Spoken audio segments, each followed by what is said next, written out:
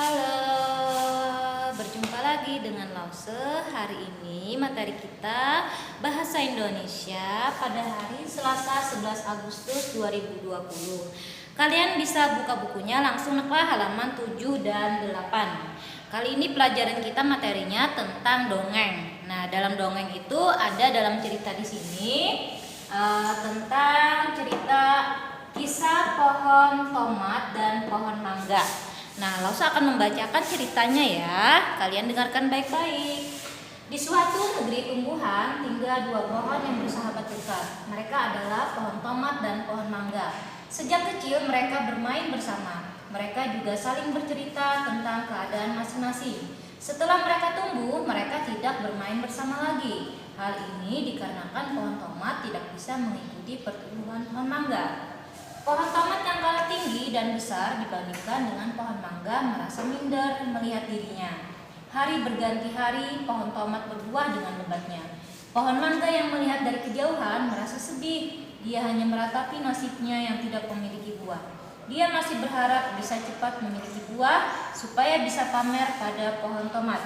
Akhirnya, pohon tomat memiliki buah yang ranum dan siap dipetik. Pohon tomat akhirnya dipetik manusia tanpa meninggalkan satupun di rakinya. Pohon tomat merasa senang dan bangga telah memberikan manfaat bagi manusia. Pohon mangga masih meratapi sedih hingga tiba-tiba mendengar kabar menyedihkan. Pohon tomat sahabat karibnya telah mati. Kemudian pohon mangga yang penasaran bertanya pada pohon beringin tua yang bijaksana.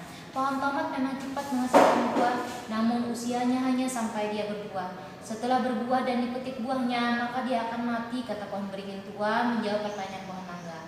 Lalu, mengapa aku belum berbuah juga? Tanya pohon mangga penasaran. Kamu itu memang lama baru bisa berbuah. Pada usia 4 atau 5 tahun baru bisa berbuah. Dan usiamu juga bertahan sampai puluhan tahun, terang pohon beringin tua. Kamu harus bisa menerima dirimu apa adanya, kata pohon beringin tua. Pohon mangga tidak lagi iri dengan pohon lain yang memiliki kelebihan dibanding dirinya karena setiap pohon juga memiliki kekurangan masing-masing. Namun, pohon mangga disadarkan bahwa setiap pohon diciptakan berbeda satu dengan yang lainnya. Kita harus bangga dengan keadaan diri kita apa adanya. Nah, dari cerita ini adalah cerita dongeng. Jadi cerita dongeng itu naklat cerita yang tidak benar terjadi tapi dapat mengandung manfaat pesannya. Nah, kali ini kita akan belajar tentang pesan moral. Tapi Lausa ajarin dulu tentang apa aja yang ada di dalam cerita itu ya. Lihat ke sebelah. Bisa dilihat, Nak? Nah, di sini ada judul dongeng. Apa judul dongeng? Judulnya adalah Kisah Pohon Tomat dan Pohon Mangga ya. Yang ini Lausa tulisin, Kisah Pohon Tomat dan Pohon Mangga. Kemudian tokoh dongeng, siapa aja tokohnya tadi? Yang pertama ada pohon mangga, kemudian ada tomat, kemudian ada pohon beringin. Nah, itu adalah tokohnya, orang-orangnya. Nah, Pak. Kemudian yang ketiga, pesan moralnya apa saja? Yang pertama, Lausa tuliskan, kita harus bersyukur dengan setiap keadaan. Apapun yang sudah diberikan Tuhan kepada kita, harus tetap bersyukur.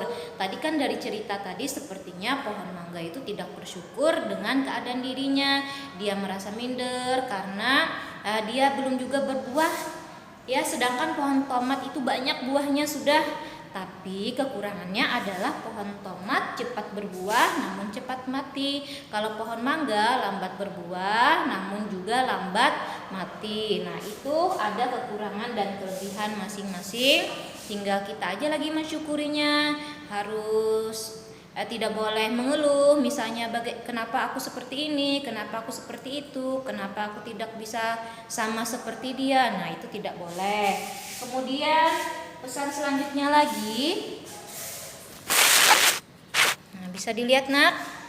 Menerima kekurangan dan kelebihan diri sendiri tanpa rendah hati dan rendah diri dan sombong. Ya, kayak Lausa tadi ya. Menerima kekurangan artinya kayak pohon mangga lambat berbuah tapi umurnya lebih panjang, pohonnya lebih tinggi, lebih kuat. Kalau diinjak manusia pun tidak akan mati. Beda dengan pohon tomat. Kalau diinjak-injak manusia, meskipun buahnya sering berbuah, nah itu beda, kekurangan dan kelebihannya. Nah juga kalau si tomat tadi kan dia banyak berbuah tuh. Nah tomat pun tidak boleh merasa sombong karena dia merasa lebih hebat. Nah dalam cerita tadi kan tidak ada tomatnya memiliki rasa, tapi dia bersyukur karena dapat memberi manfaat kepada manusia. Kemudian yang ketiga lagi ya, tidak boleh iri.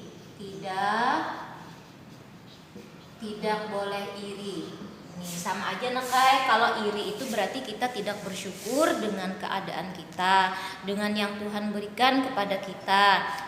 Iri itu bagaimana? Misalnya sama seperti kayak pohon mangga dan pohon tomat tadi, dia iri dengan pohon tomat yang lekas berbuah, banyak memberi manfaat, sedangkan dia tidak bisa menghasilkan buah dalam waktu yang cepat. Nah, kira-kira materi Ibu hari ini hanya sampai di sini. Ini cukup panjang ya Nak. Ada cerita karena langsung membacakan cerita tadi, kemudian apa aja masalah yang dibahas dalam cerita itu. Ya kiranya penjelasan Lausa dapat bermanfaat. Nah untuk tugasnya nanti Lausa kirim ya. Dadah.